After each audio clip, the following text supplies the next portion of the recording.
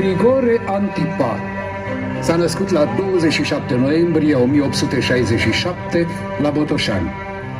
A fost naturalist, biolog, darwinist, zoolog, ichtiolog, ecolog, oceanolog și profesor universitar român. A făcut studii universitare la Jena, în Germania, și a continuat cercetările științifice în Franța și Italia. Este savantul care a reorganizat Muzeul Național de Istorie Naturală în noua clădire care astăzi îi poartă numele, edificată în anul 1906 și inaugurată de Carol I al României în anul 1908 și a fost director în perioada 1892-1944.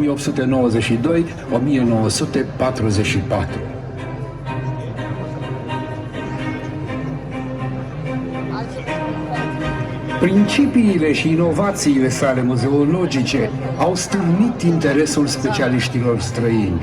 A fost primul care a introdus dioramele biologice, care au reprezentat o nouă etapă în evoluția și organizarea muzeilor de istorie naturală. Grigore Antipa a fost membru al Academiei Române și a mai multor academii din străinătate. A întemeiat Școala Românească de Hidrobiologie și Ichtiologie. Cu ajutorul regilor Carol I și Ferdinand, Grigore Antipa a pus la cale un plan de exploatare rațională a pescăriilor din Lunca și delta Dunării. Acest plan a dublat în 10 ani producția de pește și de icre negre, fără să distrugă mediile și îndeosebi locurile de înmulțire ale peștilor. Sistemul Antipa, foarte avansat pentru timpul său, a fost preluat de regimul comunist în 1947 și dezvoltat până în anii 1965. Emil Racoviță spunea despre marele savant că cel mai important lucru din ființa sa a fost simțământul dragostei de țară. Grigore Antipa moare la 9 martie 1944. Grigore Antipa.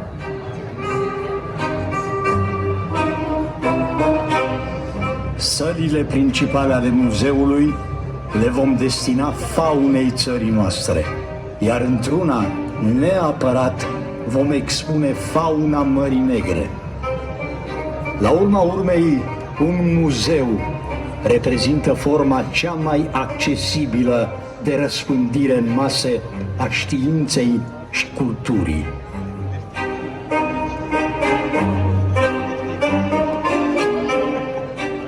Când i-am spus prim-ministrului că situația muzeelor unei țări dă măsura gradului de cultură la care a ajuns poporul acesteia, s-a uitat la mine cum se uită copiii la maimuțele noastre alea mari.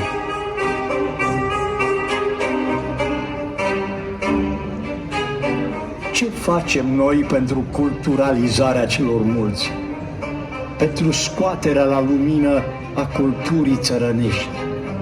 Țăranul român are o cultură sa proprie, originală, pe care, în superficialitatea ce caracterizează timpurile de astăzi, ne-am deprins al considera fără cultură.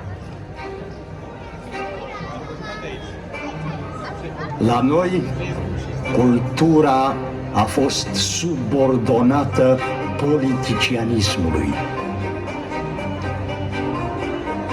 Am atât de multe de făcut, încât mă sperie gândul la câți ani mi-au mai rămas de trăit.